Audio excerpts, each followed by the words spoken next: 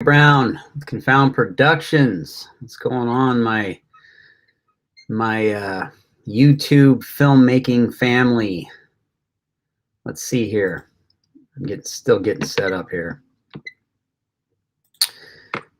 Chris will hopefully be joining us soon. We are waiting on him. I think he went. I think he went Christmas shopping or something.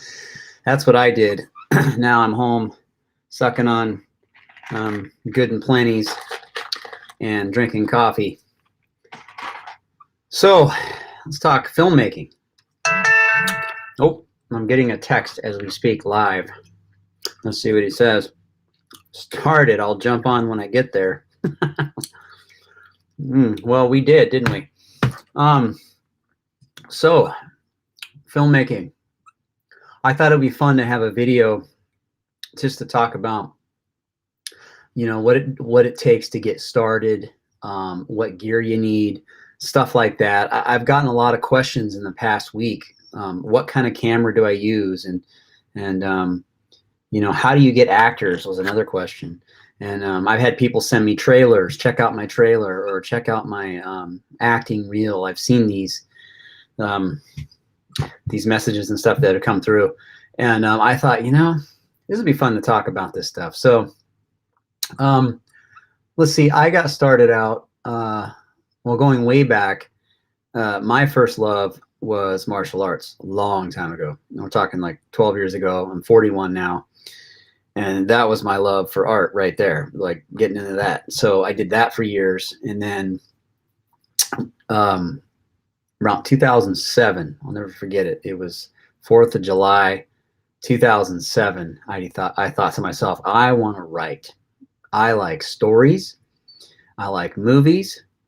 And I want to tell a good story. Well, I started learning how to write. And I tell you, probably the best thing I ever did for filmmaking, because understanding story first, it's crucial, because you know, a lot of people, they're so passionate about you know, picking up a camera, doing film, you know, and wanting to make movies and stuff, and that's great. But man, if you can't tell a story, you can spend hours and days and lots of labor on a project that nobody will want to watch because it doesn't have a good story. So make sure you understand fundamentals of writing, at least some of the basics. I'm going to munch on some more good and plenties. But understanding the basics of writing, you know, 3-act structure, hero's journey, things of the sort. Structure, so you can tell a good story, getting good characters, putting them through crazy adventures to get to their goal. And that is that's 101, man. You got to have that before you can pick up a camera, in my opinion.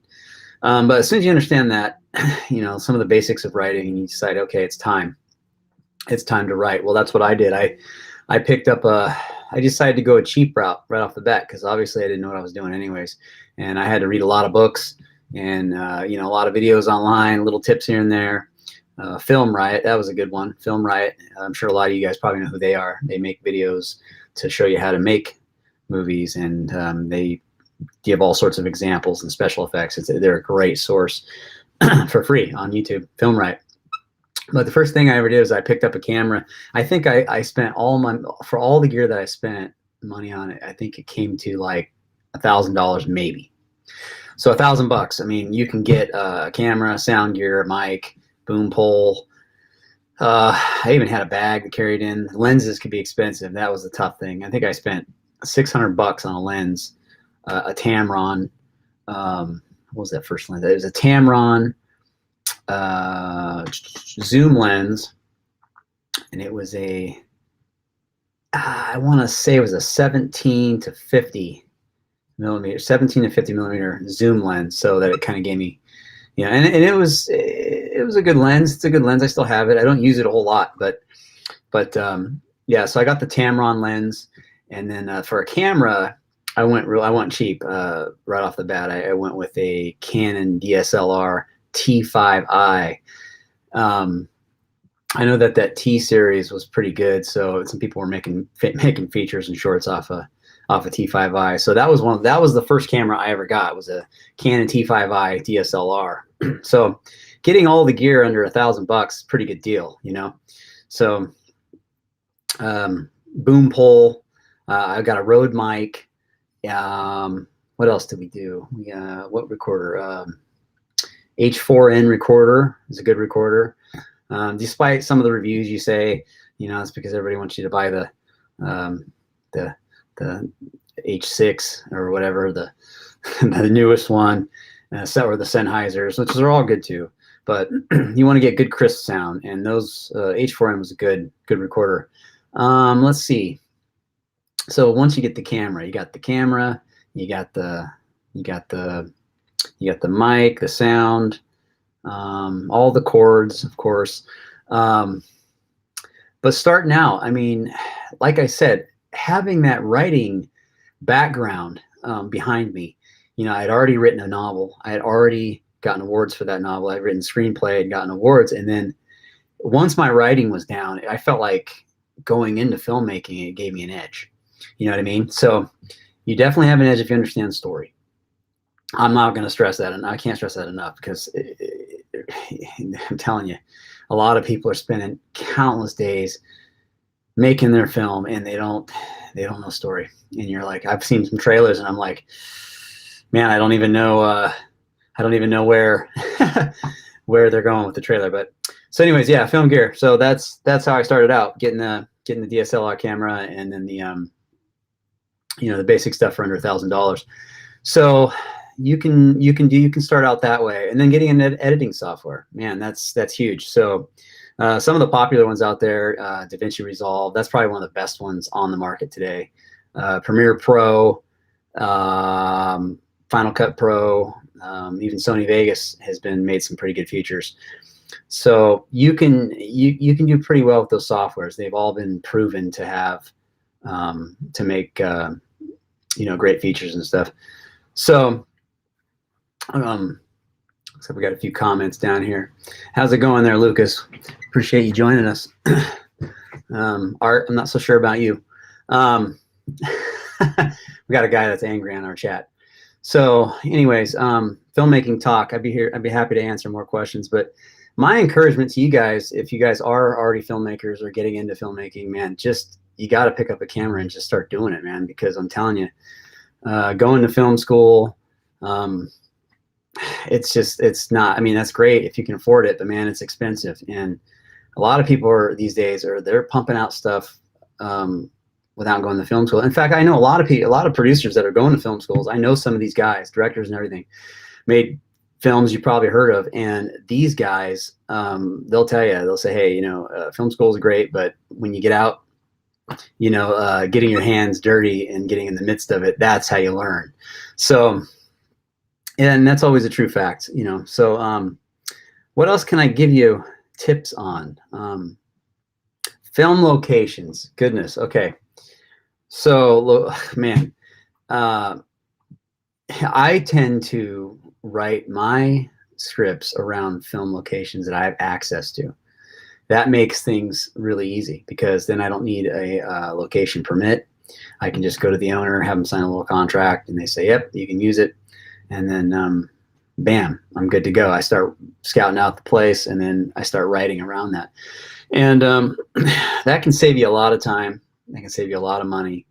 And, you know, sound is huge, guys, for your film. And when you're choosing film locations, you want to try to find something that has, you know, you're not going to be next to an airport, or, you know, a train. You know, I've seen some locations that we've picked, and we were like, hey, you know, this is going to be perfect. And then come to find out, come shoot day, we didn't even know that somebody runs a construction company in their backyard or whatever. You know, you got to be careful. So locations is huge when you're getting started, when you're looking for your film locations. Confound, when we did our first one, man, we were getting our feet wet, and we were just, because we filmed our, let me back up. We filmed our first one, our short film, Mariah. We filmed it in a neighborhood. And boy, good luck. You might as well ADR the whole thing because you can't get anybody to be quiet. I mean, you got neighbors. We had a neighbor's kid running around. He was just running around. He was probably 2 years old, in his diapers, screaming and yelling. And we had dogs barking. We had planes going off overhead, people parachuting at the airport about 2 miles off. Man, that was a miracle just to get a short film done. But we ended up getting it done, Lord willing. And, we got an award for that one too. We were really happy. But when we did Confound, we thought, hey, we're going to play this smart. So we filmed that in Clatsop County, in the back of basically hunting grounds in Oregon. And man, a nice wooded area. There's no one around. So all you got is the sound of nature. Hey, how's it going there, Jay Libs? Glad you joined us. We're talking filmmaking. But yeah, so locations is huge, man. You want to have a good location. Actors. So actors, look, man, you can go through the SAG route. I'm all for it. They have that SAG. What do they call it for low budget? They call it SAG. SAG New Media. I think it's called SAG New Media. It's for low budget. And you can get, I think you have to have, it's for like 10,000, maybe it's $100,000 or less budget. If you get, if you have a budget that low, you can get SAG actors, and you can get some decent actors, some TV actors. It's about like $125 a day, which isn't bad, but as a union, you got to pay that union so that they can pay them. So it's kind of like you got to pay them up front, and you got to go through the paperwork, and it's a process that'll bump your budget up. But these days, if you don't have a notable actor anyways, like Denzel Washington or Tom Cruise or any of the greats, having those regular actors, even like myself, just a regular dude, you're probably not going to get the draw for your film. So in my opinion, I would say, hey, skip SAG. Find people that have done theater. Find people that have maybe done commercials or even plays. I mean, you'd be surprised who can actually act out there. Some have a natural ability. And if you're a good director, you can make them do what you want for those characters. Which reminds me of another thing. If you were writing, obviously, if you're writing your story, and you're going to do the whole thing like I did, I write, direct, do the cinematography, do the whole works, write that character around people or their personalities, because man, trying to get somebody to cry, if you get some big Marine or something in your film, friend of yours, and good luck making them cry, and he's going to get on he's going to make you look really dumb, and you're never gonna get that shot you want. So it's very important finding certain actors and writing around those characteristics if you're on a low budget. And that's I'm telling you, that's gold. That has made the difference for me, I think, for my films. And if Chris were here, I think he would bat for me on this one. But having actors, writing scripts around that actor, giving them personality to fit that role. Then when they come in, it's like if you got a jerk of a friend or he's always sarcastic or something, you write that role for a sarcastic character, and he comes in and he's just like, you give them the lines because you're thinking like him when you're writing it, and then they read the lines and they're like, okay, bam, you're getting what you need. That helps out a lot, big time, when you're on a low budget. My next advice would be write things that write things you know. Don't write things you don't know. If you don't know about martial arts or military or sports, don't write about it, because I'm telling you, it'll come out in your story and you'll see it, and people automatically get turned off. It's kind of the way people are, it's like they want to see the real deal. So definitely do that. What else can I tell you? So many things. So write what you know. That's important. For film, I'm going to suck on some coffee, since we're not getting a whole lot of questions yet. For film, write what you know. Don't do things that are going to make your film look low budget. Obviously, it's low budget. Try your best not to do worse things. How are you going to do worse things? Well, let me tell you. Getting a green screen and trying to do special effects that are just going to make your movie look really stupid, because no one's going to buy it right off the bat. Unless you can really sell it, and people are like, oh my gosh, like that looks so real. That plane crash you did, it looks so real. Unless it looks that great. Looks like we got Chris coming. Oh, hey, look who's joining us. Christopher Lowry. What's going on, buddy? Yep. Man. You know, some last What's that, buddy? Some last minute things. Situations that were overcome and we acted, so we got it taken care of. All right. So make sure you get a good connection. We're glad to have you back here. So we're talking filmmaking, and I'm getting these guys who's watching up to speed here, and okay, giving them a rundown of the gear, and we were talking about locations and different tips of filmmaking.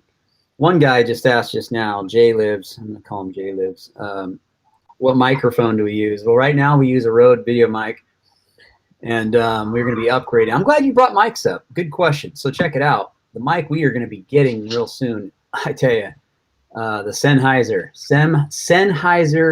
MKH416 shotgun mic.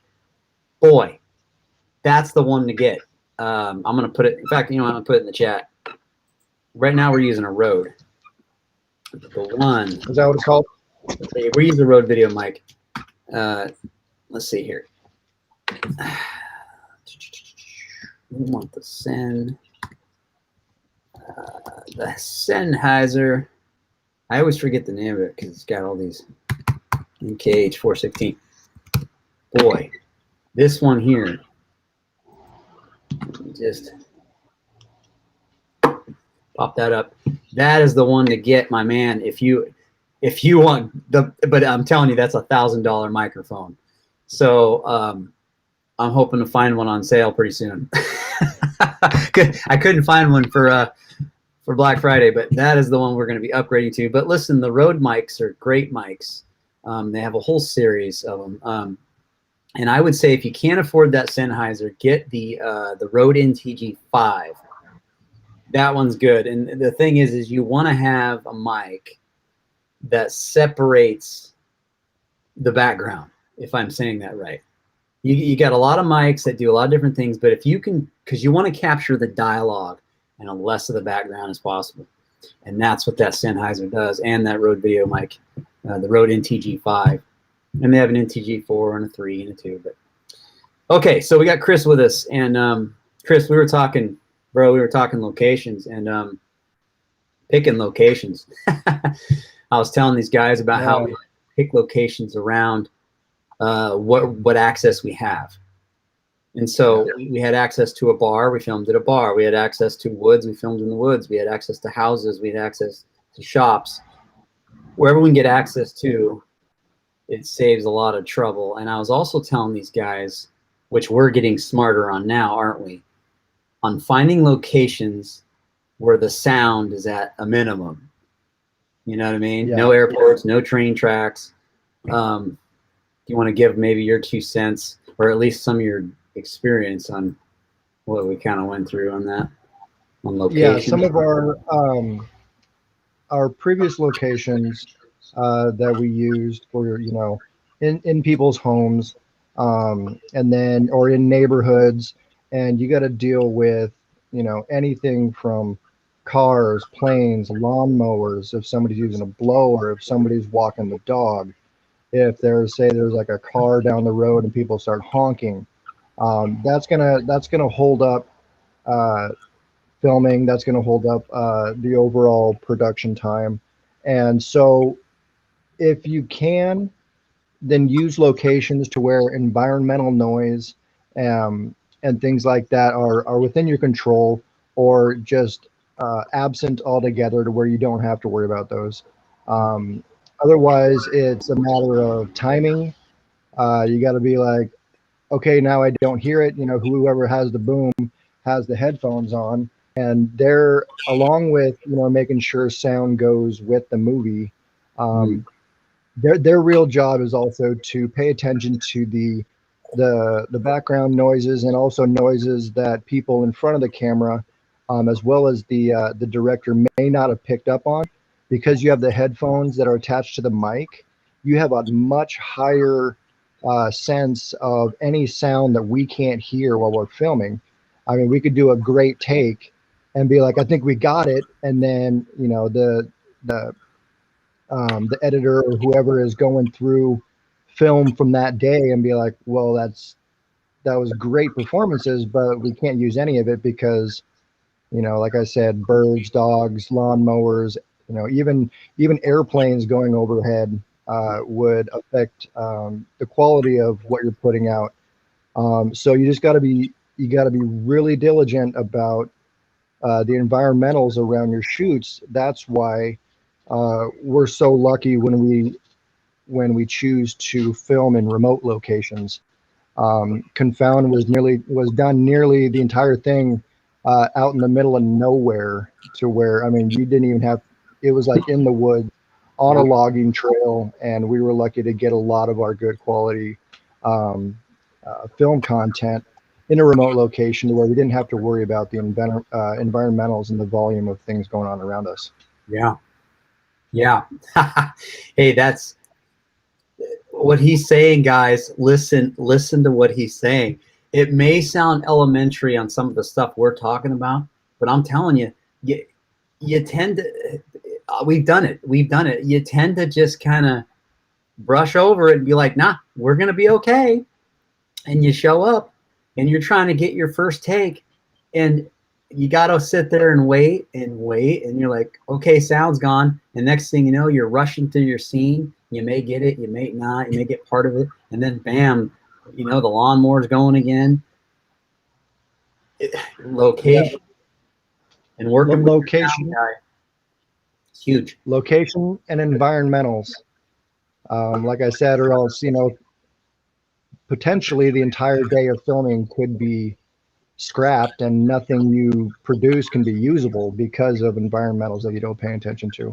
Yeah. It might be a good idea, if anybody else is going to be doing these projects and making movies, to not only have somebody on a primary boom mic, you know, and have it right there where the actors are, but also have somebody with another mic paying attention to those environmentals. And so it depends on the size of your crew. It depends on the supply of your equipment.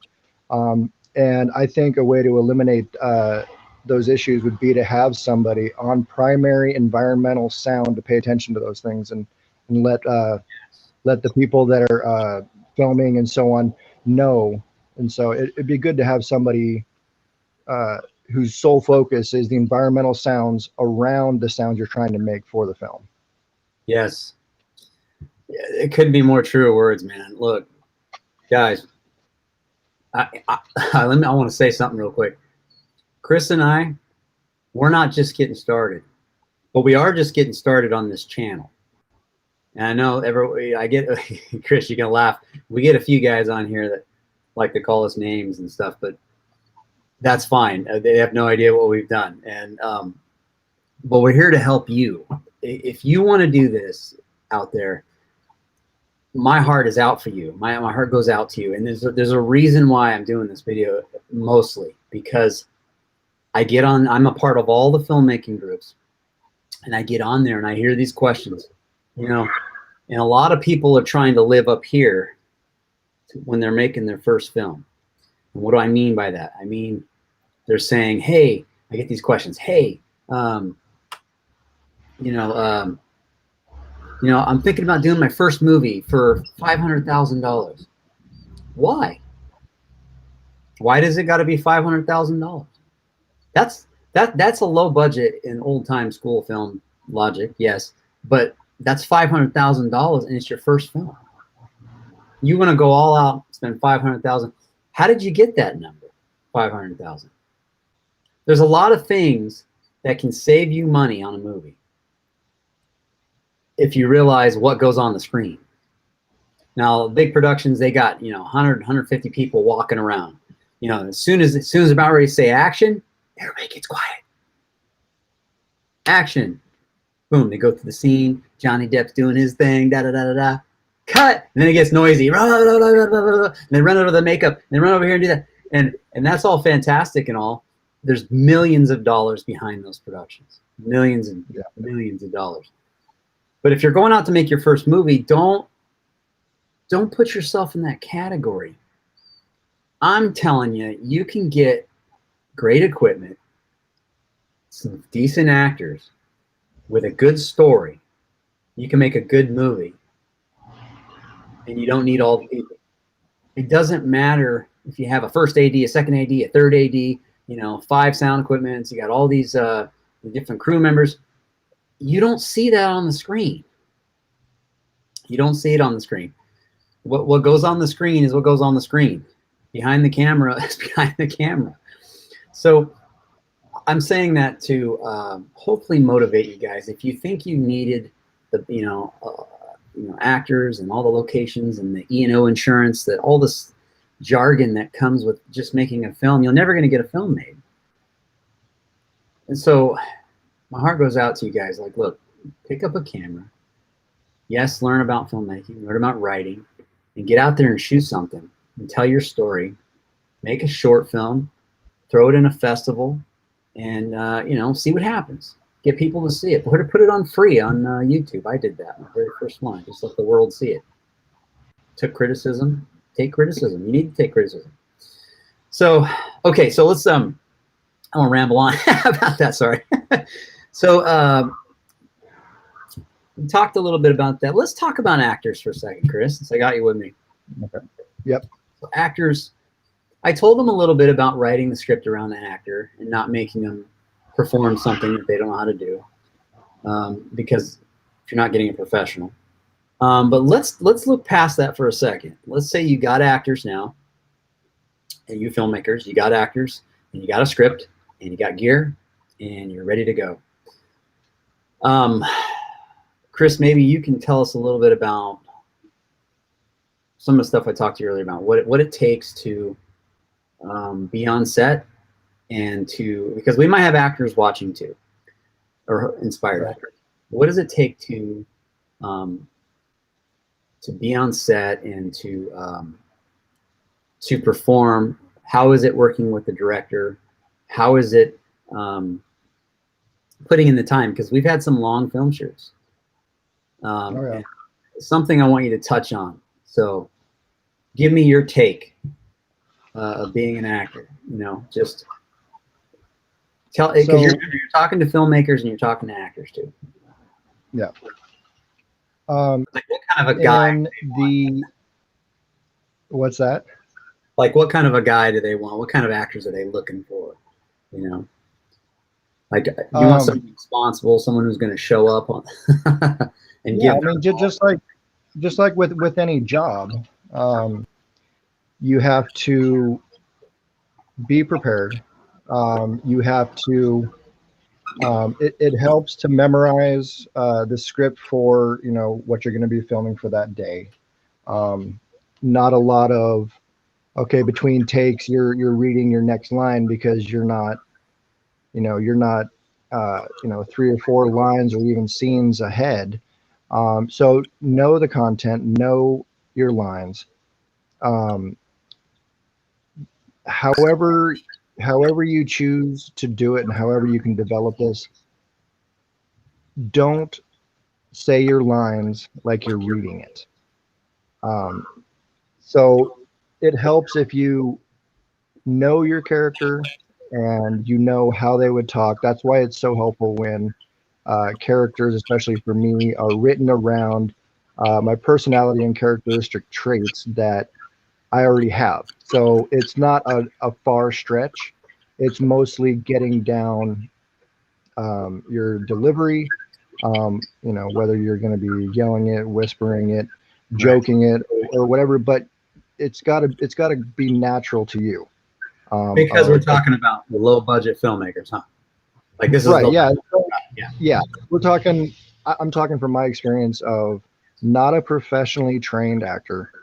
Obviously, they go to school for years to learn everything they have. They have a whole plethora of teachers and supervisors and things like that that help them key in what kind of actor they're going to be. Hmm.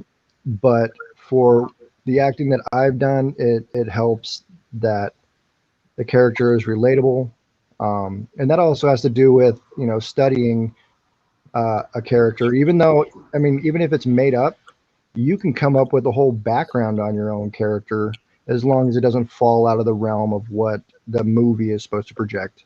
Hmm. And that helps having a relationship with between the actor and director, because you can bounce ideas off. Hey, what if I did this, or what if I moved over here, or what if I wore this? And as long as it stays true to the character, that's the biggest thing. Is it stays true to character. It doesn't matter if it's mannerisms, how they talk, little twitches or quirks that they might have. So basically, before you shoot, before you shoot your scenes, just be prepared. Just like with any job, I like being where I'm going to be at least a half an hour before you need to be. That's not even to say, lights, camera, action. If you need to be there, bad case for today. This was supposed to start at 5 and I was late. My bad. Yeah, this is this is what I deal with. Yeah, yeah. Just kidding, man. This guy. This is the stuff No. I'm talking about right here. Right. So, I mean, especially in the filming that we're doing, everybody involved has personal lives and things like that. So, timing can be an issue and things like that. But if you walk in it knowing your lines and are comfortable enough with the character to where you can add things or take things out even, and it still plays true to your character, that's what they would do or that's what they would say, then it ends up working out. I would say just go into it being as prepared as you can with all the information you've been given and all the content you have, including script, wardrobe, makeup. Depending on what you're going to be doing for the scene for that day. I want to piggyback on kind of what he was saying a minute ago about well, specifically filmmakers. If you're a director, make sure you pick your actors wisely. Let's just put it this way. My first one, I'm not going to mention any names, but I had an actor who, well, let's say it this way. Let's make sure that your actors are taking you seriously. What do I mean by that? I told people, I'm going to make a film, and I want to know if you want to be in it because I think you fit a right character. And they're like, yeah, let's do it. But you'd be surprised. Some people that may be your best friends in the world may not be the best choice for you. And others who kind of just met along the way, they end up giving you the best performance. I don't know why that is. Don't ask me why that is. But I had a guy who I was pretty close to, and he came on to our first shoot, our very first shoot, and he wasn't taking it seriously. So I didn't feel very good about it at the end of the day. We spent a whole weekend filming, and I remember going home and talking to this person, and I was like, hey, if you don't, he's like, this isn't what I signed up for. And I'm like, well, hey man, look, if you don't want to do it, just tell me now, and I'll write you out of the movie. Well, no, it's okay. Change of tune. But I tell you that because look, everybody signs contracts. By the way, contracts. Get your contracts. Don't play around. If you're going to make a film, have everybody sign it, because you don't know who your friend is in the long run. I've heard war stories of people getting taken to the cleaners, and you can't even get your film made because some actor got upset with you and he wants the rights to your film. Like, you got to be careful. But yeah, choose your actors wisely. I think you want to be a guy like Chris says, a guy that shows up on time, works with the director, tries to fit the character the best way you can. And, you're going to go a long ways. Well, we didn't get a whole lot of people on tonight, Chris. Just one or two. So we didn't get a whole lot of questions. Just one guy wanted to know what microphone we use. But that's okay. We can just ramble on a little bit about film. But Yeah, there were things I was going to touch on. Yeah, go ahead. What do you got? Okay, yeah. One that I was looking at. So the day-to-day shooting, for anybody that's wondering, scheduling is everything. Like I said, people involved obviously have their own lives and get busy in one way or another. But on any day, on any filming day, you need to make sure that those days are wide open and not your personal time constraints shouldn't be imposed on the director to be like, okay, well, you only have, if it's scheduled to like, oh yeah, we're going to be shooting for a weekend, but then you're like, oh, but I gotta take off of this day. I mean, that just puts Yeah.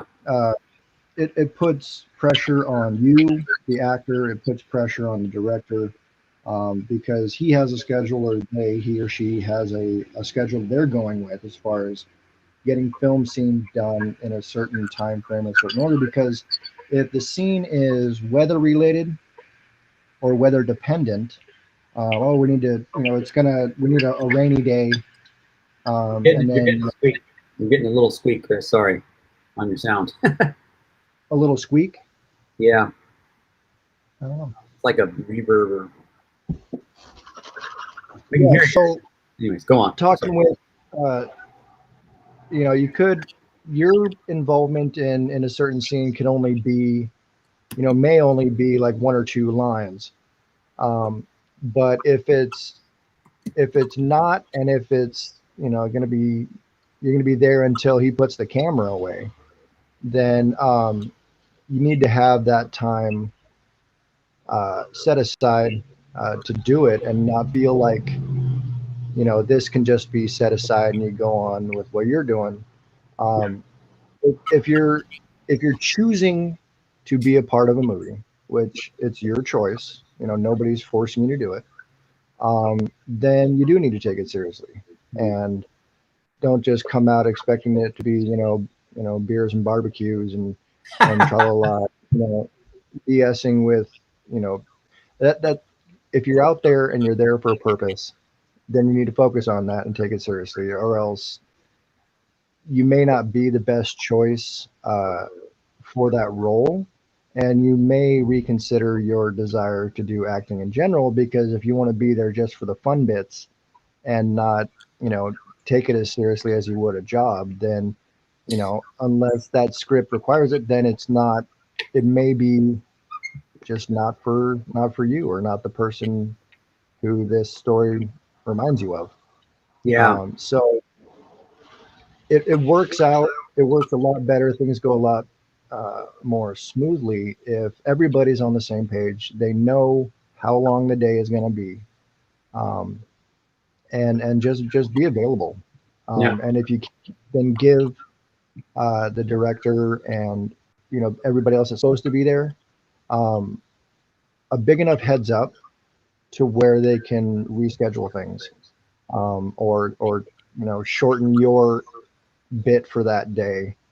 And then, if things can be filmed or recorded afterward, later on, at the end, I mean, so you just got to be diligent if you're involved and you want to be doing these projects. Just know what that's going to mean. Yeah. And if there's aspects that you can't, and, oh, that's going to be too much of my time, then, we're not going to have any ill will towards you, but we just need to find somebody that can be available for Yeah, what right. we need. Right. Listen, guys, we're talking to you on a low budget level. We're also trying to give you secrets that just Hollywood doesn't want to talk about. They're like, no, you have to go with that. No, there's only one way. And I'd say that there's not one way. But I want to tell you, look, he's right. You got to take this seriously. That's what we do. We take this seriously. And I tell you, a lot of people aren't taking this seriously. But we make film. we get them made, and we get them out there somehow, whether it's on a platform of Tubi TV or Amazon or whatever. We're making a movie. We're making movies. We're getting nominated for awards, and we're getting it done. And it's not because we're anybody special. We're saying you can do it too. But he's right, man. If you're acting, you got to show up and you got to take this seriously. And if you're directing, you got to get the right guys behind you, or because a lot of people aren't going to take you seriously. They think you're just some average Joe with a video camera trying to go in his backyard and make a film. And you don't want those guys. You want guys that are going to listen to you. They're going to give you what you need. They're going to be there on time. They're going to be punctual. They're going to help out. And if you do that, you'd be surprised. You might find some comrades that'll stick with you. I got a team behind me, and they're guys that I've just found along the way, and that were willing to support us, and it's been a blessing. Real quick, one guy asked about lighting. Do we use lighting equipment? Man, I'm glad you asked that, because I forgot to mention lighting equipment. And real quick, I'm not using a mic for this video. Somebody asked me earlier, what mic do you use? I'm like, but I gave you this fantastic mic, but I'm not using it right now. I'm just using my basic laptop. We don't mess around. We just I put a light behind me and I pop up the camera or the laptop, and we start shooting live videos. So I'm not doing anything professional for these these lives. But yeah, we use lighting. We use and you know what? Listen, you can go cheap on lighting. Lighting can get expensive. I'm gonna tell you right now. The equipment for lighting, you can spend thousands of dollars, and you don't need to do that for independent film. I'm telling you right now. We started out using a can light, those little $15 aluminum can. I learned this from Indie Film, not Indie Film Hustle, Film Riot, who I mentioned earlier. I wish I had one nearby. I'd show you. Oh, I do have one. Hang on.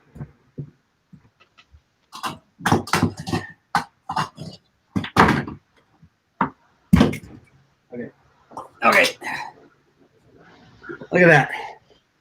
Home Depot light. Light bulb, put a soft sheet over it. As long as it doesn't burn, you got a soft light. Now, do I recommend these? Well, no, only if you're broke. You know, that's a good way to go. But I recommend getting a soft box, one of those big soft boxes. You can soften it up with different layers and sheets, and you can put certain light bulbs in them. They do different brightness. Softbox is a way to go, because you want your key light, number one, and then if you want a side light or a hair light or a backlight, you can get different lights. But yes, we do use lighting, but we use a very small selection. We use 3-point lighting, mostly just a softbox, and then a fill light. That's the name of it, a fill light. That's what we mostly use. When we're outside, it's all about the camera you get, because they got great cameras. A lot of them nowadays. you can adjust that do good in low light. The Sony A7, that's a good camera. It's the absolute best on the market as far as low light. You can just crank up the ISO and film at night. You don't need any lighting. It's absolutely amazing. I don't understand how they do it, but we use a Canon. We use a Canon C100 Mark II, and that camera is really good in low light. So if I'm ever in a pinch, I don't need a light. Do I recommend lighting? Yes, because it makes it a lot better. This newest one that Chris and I just did, Family First, we're looking to try to get a small theatrical, and we've got it pumped in some film festivals right now, and hopefully next couple months we'll hear some good news, but we'll see. But that one we filmed using better lighting this time around, and my wife is in control of that, and she likes to make nice lighting. So there you have it for lighting. If you have any more questions about that, I don't spend a whole lot of money on lighting, because you have to set up lights. That's another thing. I learned that from filmmaker Joshua Caldwell. Look him up. He's done some films, Negative, Layover. These are independent films, and this guy's now making Hollywood films because he started out doing what we're doing. And he made a $6,000 film on Layover, and he didn't use any lights. He just ran around with the camera and told a good story, and that's what got him launched into his career.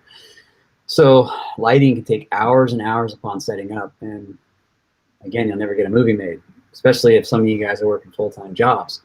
You don't have time for that. So, yeah, I don't know. We got about 15 minutes left, Chris. Is there anything you'd like to add about the journey of being a filmmaker and actor? Well, I think for me, it was when I first signed on at the very beginning. It was, it was new, which every project is new. It brings new challenges. It brings new opportunities to um, expand yourself as an actor or actress.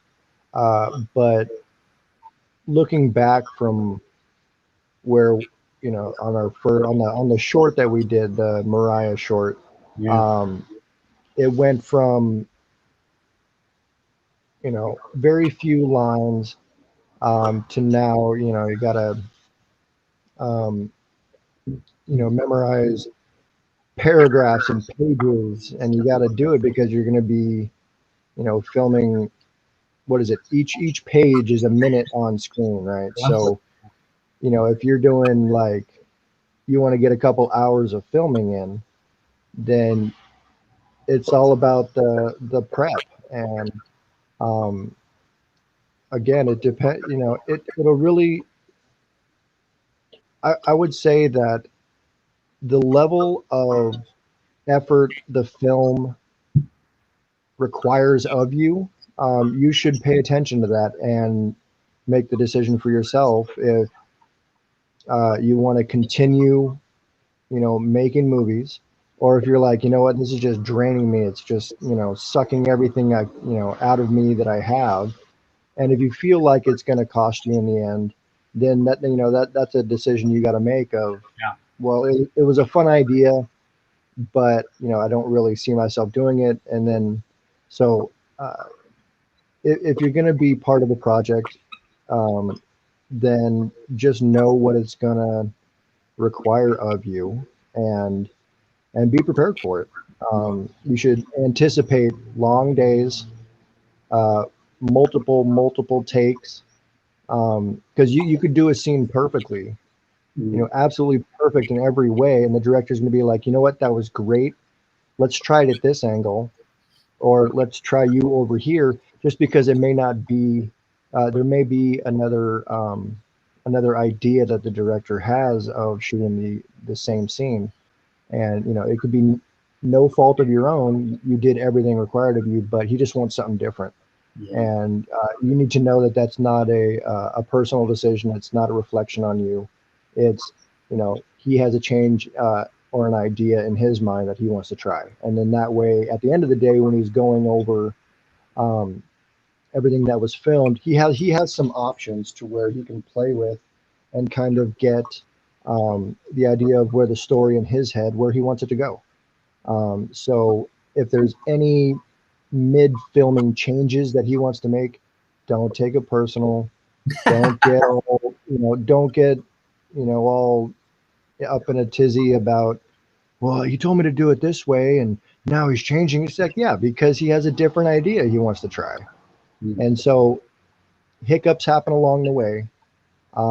Like I said, going from my first movie or the first short that I did to where we are now, um, it really starts to expand not only what you thought you could do, but what you're actually able to do, as far as, going beyond what you thought your own limitations were. So Yeah. um, every film, every day that you go into shoot, for me, I'm always learning something new, and every time it's an aspect of the movie making and the filming that I had no idea about. And so um, it helps having somebody who does have um, that knowledge to begin with. Therefore, you can, kind of transition into it how they want. And then after filming, after all that, after they're done for the day, then he can explain why he went that way. But you got to trust the director, um, and just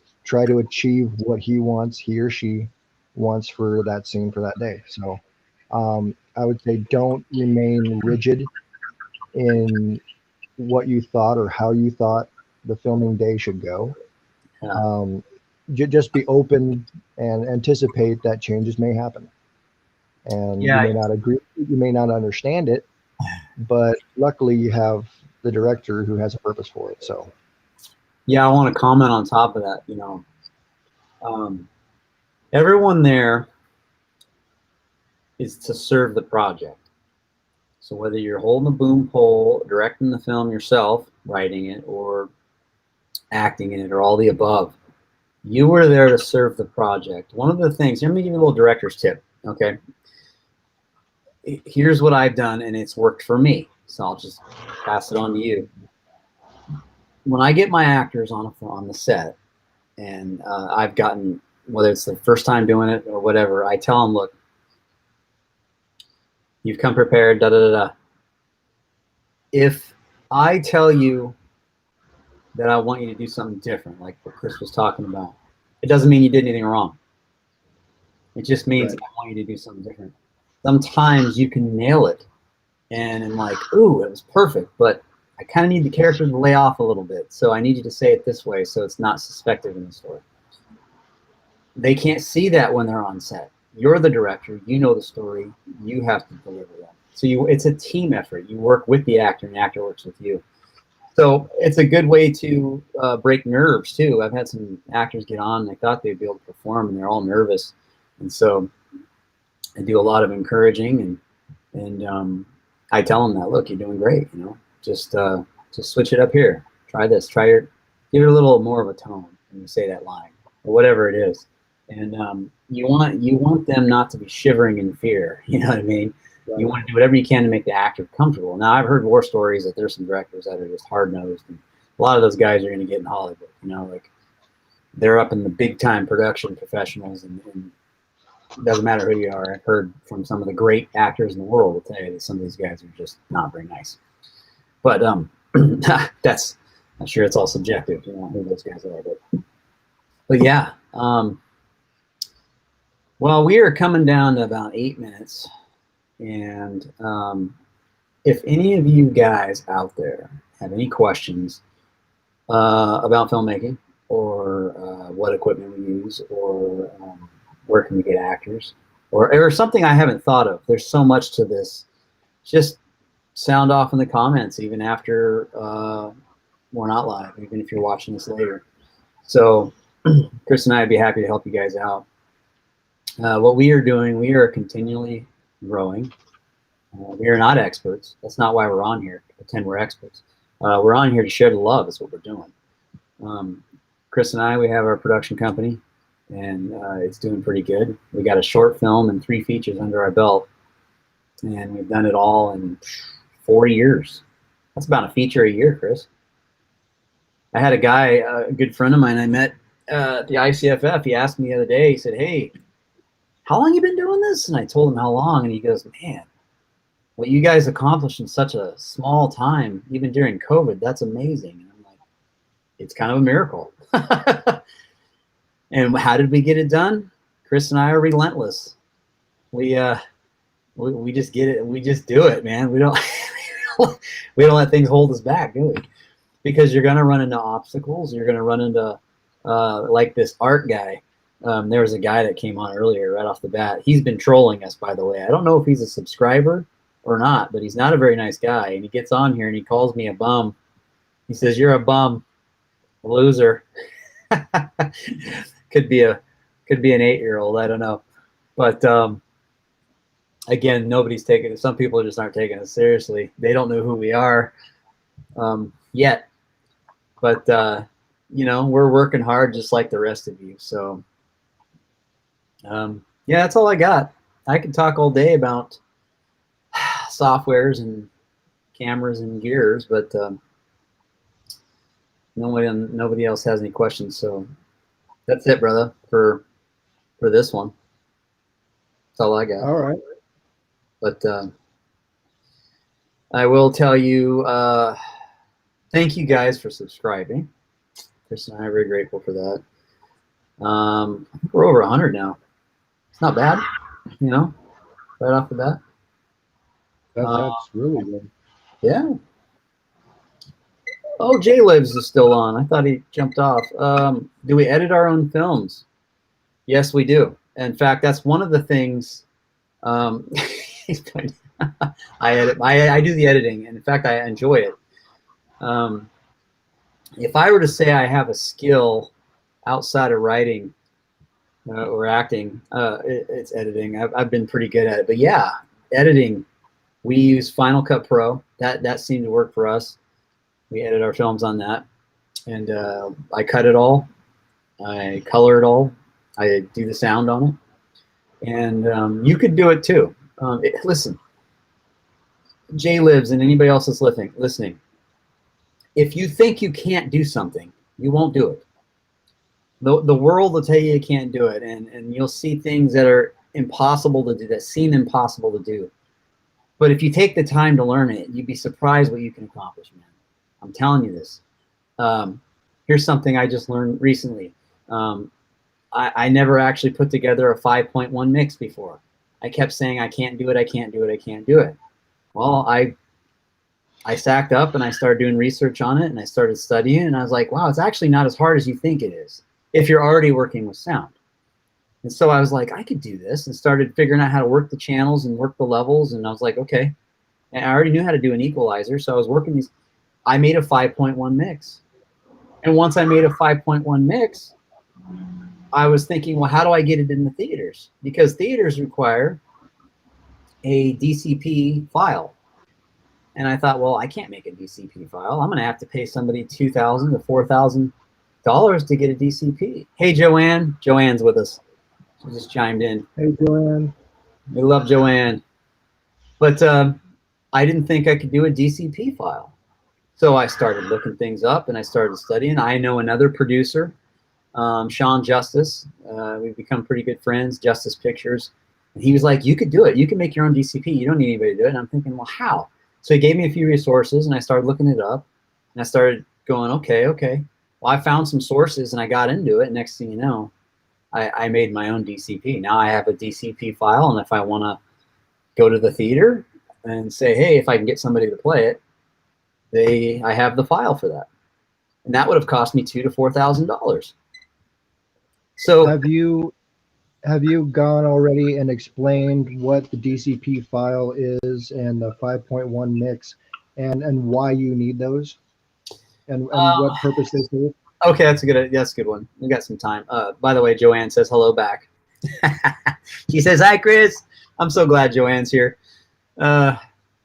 By the way, Joanne, you still got to reach out to me. Don't let me forget. I haven't forgotten about you, but I tend to do that when I get busy. So reach out to me, and I'll be happy to plug her. We're going to plug her on a video and help her out with her art. Maybe get her some exposure. Yes, that's a good question, Chris. What is a DCP for? Well, it's just a certain package. It's an actual package. It's not just an actual movie file. It's an actual package put together with the file, and I can't tell you what's all in it. I just know how to create it. But that's what's required to play at a theater. Why a 5.1 surround mix? Well, it's becoming almost the norm, at least in theaters. They want a 5.1. A stereo is almost not good enough. Some theaters still play a stereo sound, but most of them is 5.1. So if you wanted to ever get it played in a theater or somewhere, you'd have to have a 5.1. But a lot of the platforms, I think I'd say like Amazon, Hulu, Netflix, some of the big ones, or any of them, I think they still will allow stereo. So I haven't ran into a snag there yet, but they're moving towards that 5.1. But so both of those are basically, those packages just allow the movie to be played and sound the best in whatever sound system the theater or movie house, basically how their sound system is set up to where it'll match best.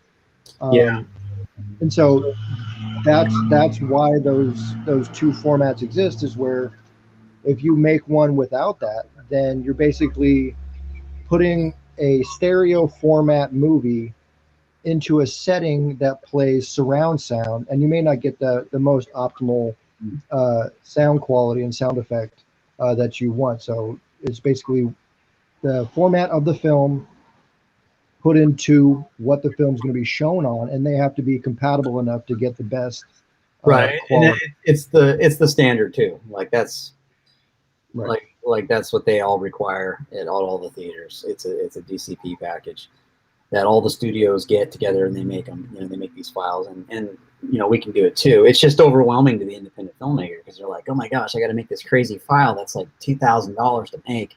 You know, it's crazy. But I found some sites. DCP-O-Matic, if you are in that position and you do want to make it, DCP-O-Matic is a good site. Help you make a DCP. I hope that answers the question on that. Do we edit our own films? He asked earlier. Yes, we do, and it's probably one of the most fun things that I get to do. It can be stressful, like anything else, but yeah. Let's say it this way.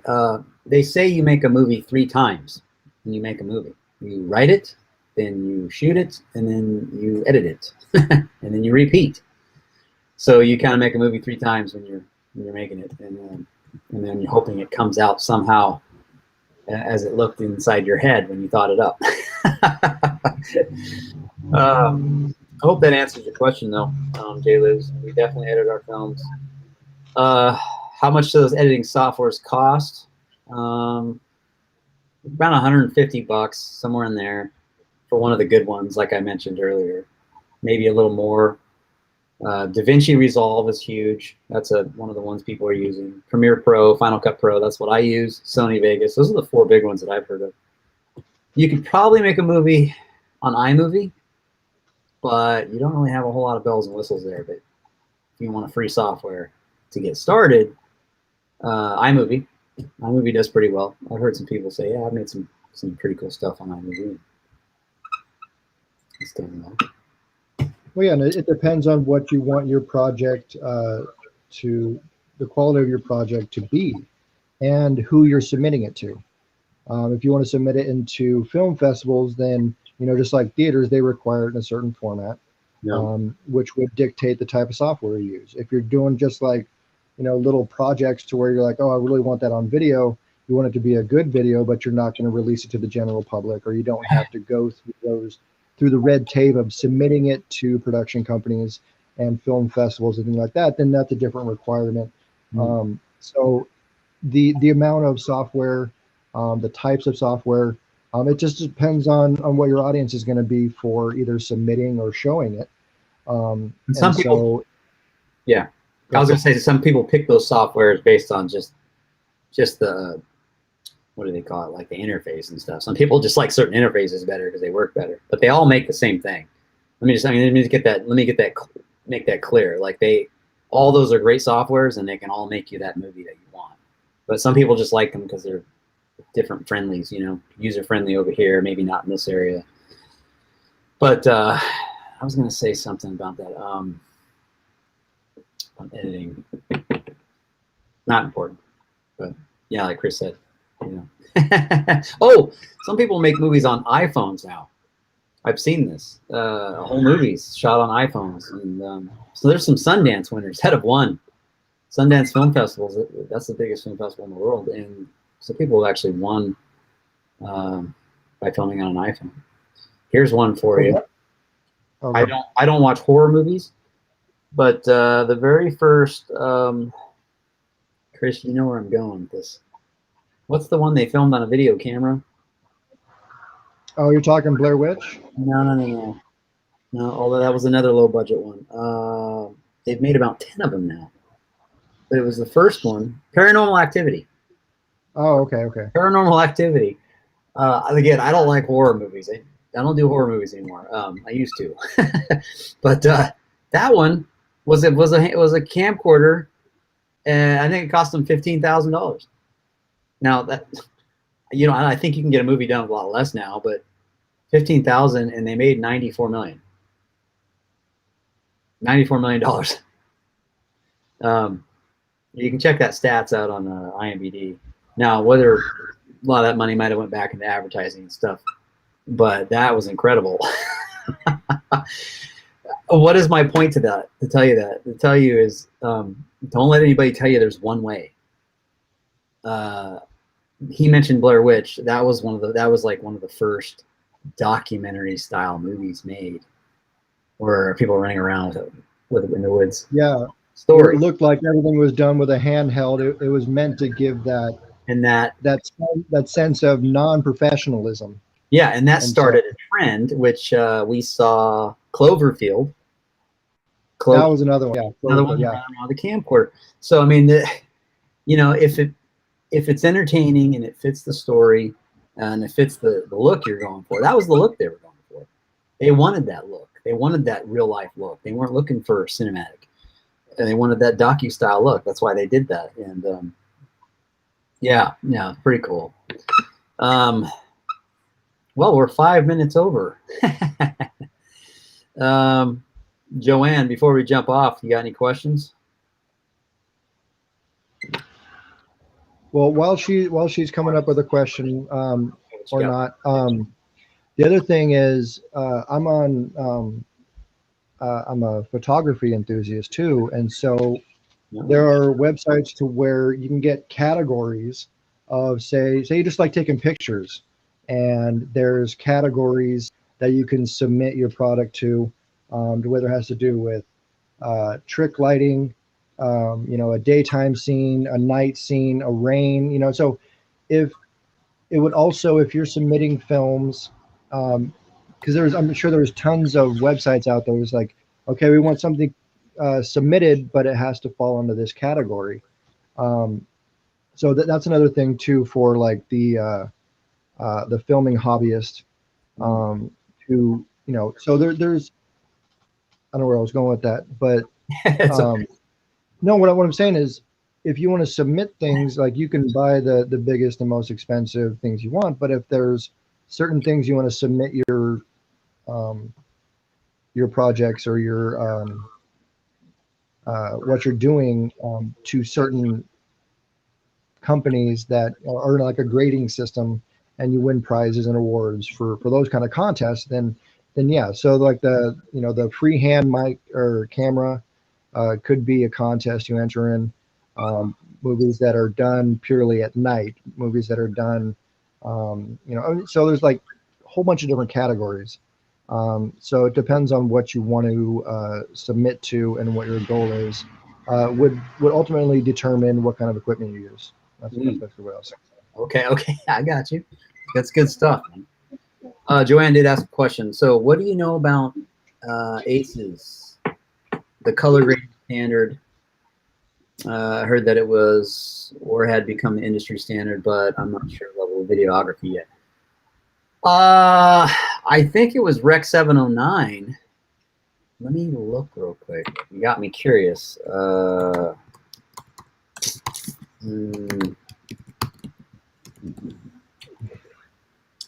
grading. I think I know what you're saying.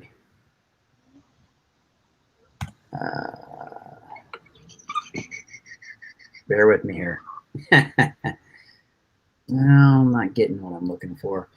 That's a good question. Oh, it's from the Motion Picture Academy? I don't know. You got me stumped on that one.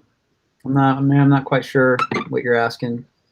What are you working with? Are you working with video on color grading, or is it for photography? I know the standard color grading is Rec 709, but maybe I'm not understanding you right. Let me look real quick.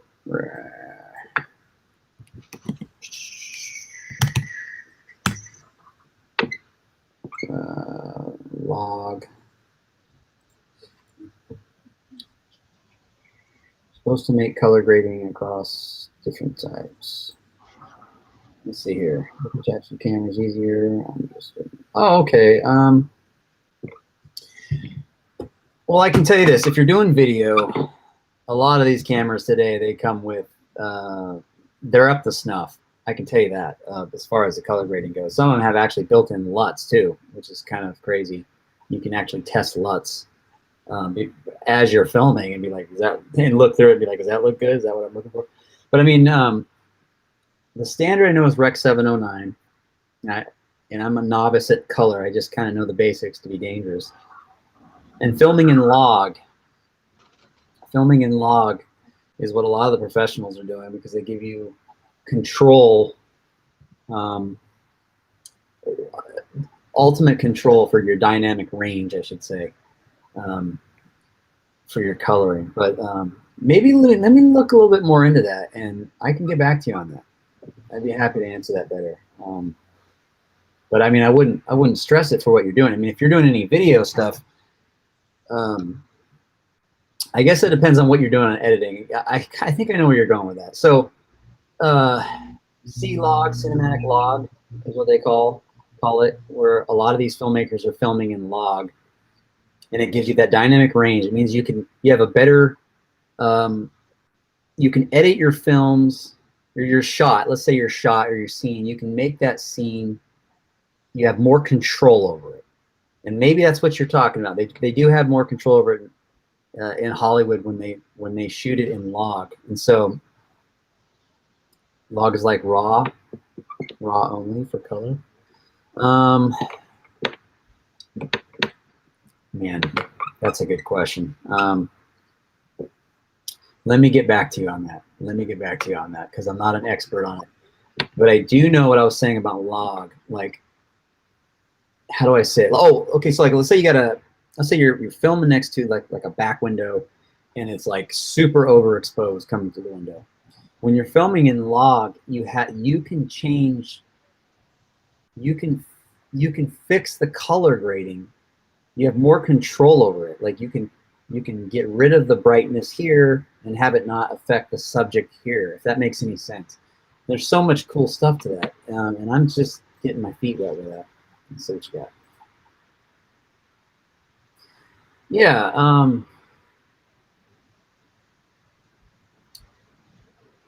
Well, we are going over. You know what, Joanne? I'm not gonna forget your question. So let me do a little more research on. Let me talk to my buddy Sean about that.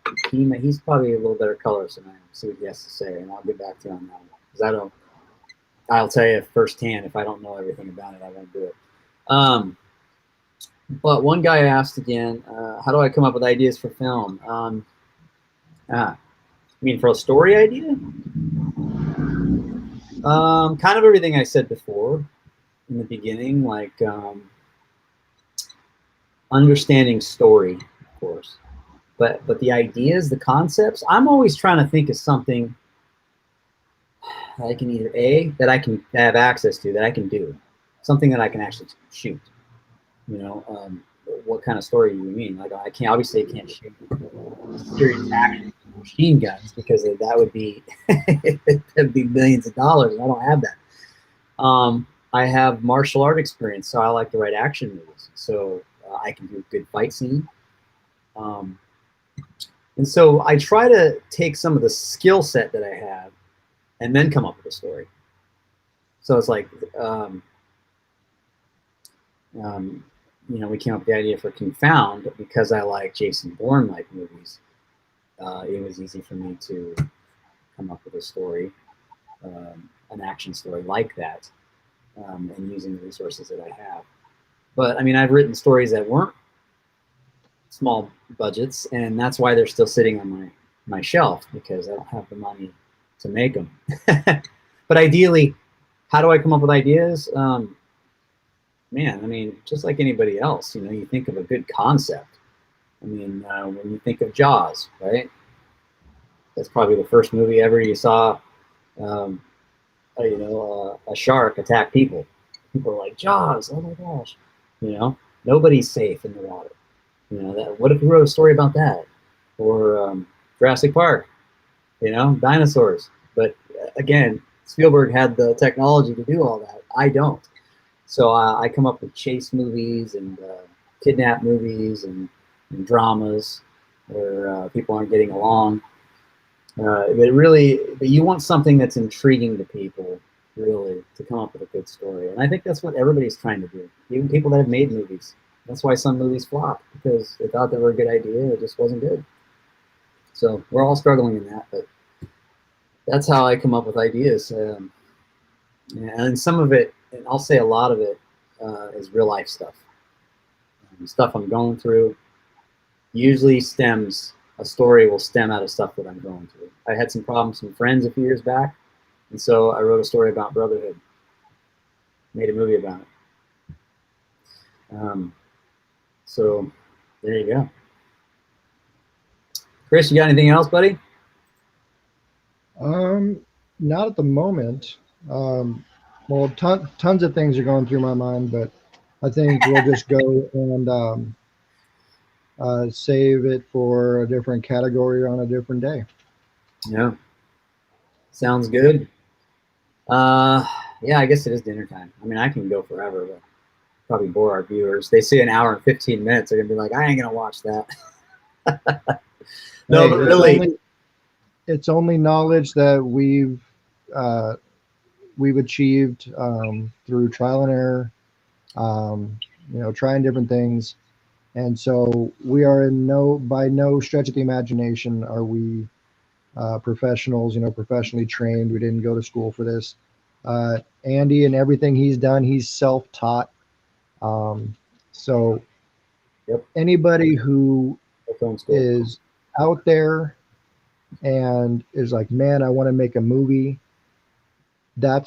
hang on to that thought, to that notion, to that drive, and then work out the kinks as you go.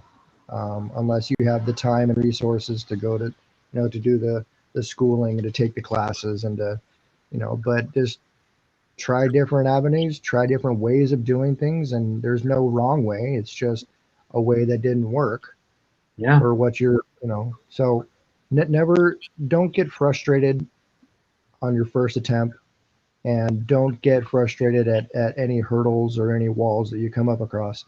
Because down the line, if you're persistent with it and you come out with products, then that's just going to be knowledge that you can use for your future ones of, hey, I ran into this obstacle before, and you know a way around it, or you know somebody that does.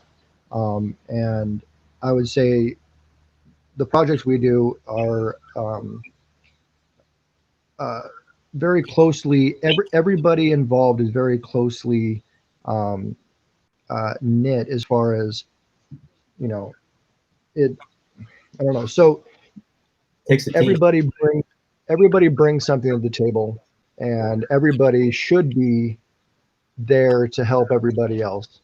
And if you get that, if you get a good crew, a good team, and actors included that are really there to help elevate the people around them, that really benefits the project as a whole. And you can't go wrong as long as everybody is helping everybody else, because in the end, it's to get that project out, it's to get that that film completed. And yeah, just know what you're getting into, be willing to put the time in, roll with all the things that happen, and you will come across things that weren't planned, but everything can be worked out. So yeah, that'd be my final little bit of information.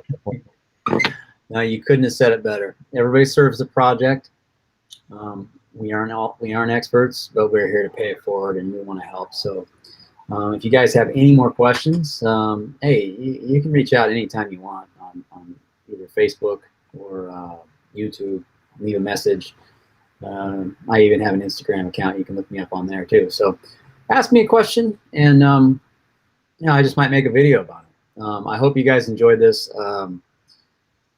Maybe not all the questions were answered tonight, but hopefully we gave you a little bit of an incentive to go out there and do it, and that you don't need all the bells and whistles to get a movie made. So climb the ladder, do it right. And I will say it one last time. Make sure you know story, you understand story, because one of the big reasons, again, why we've had some success, and I'll say a lot of success, on every project that we've done, we've either won an award or got accepted into a contest or something, we've gotten recognition, is because we understood story first. because I don't want to see filmmakers just make film to make film. Because if you do that, it may be great for you, but then somebody else may not like it, and you'll be like, you spend a year of your life making something that doesn't make sense. Now, that being said, you're not going to please everybody. You're always going to have somebody not like your film. So, good or bad. Yeah. Um, Also, if you're submitting your film project, say you've completed the whole thing, you're ready to submit it to film festivals and such, make sure you dot your I's and cross your T's on what the parameters that the contest is requiring of you. yes. Otherwise, they won't, it'll burn out and nobody will look at it. They have to meet a certain technical requirement. And there's a whole laundry list of those parameters that Andy knows more than I do. But make sure that your film contains the right parameters for the contest you're submitting it to. Yes. Buddy, you're not wrong. No, I have my moments. No, seriously, you'll be wasting $20 to $100 on your submission fee. So definitely read the rules. All right, we won't go on forever. So thank you very much. We always appreciate you. God bless you guys. If you have any questions, let us know. Until then, we'll see you in the next video.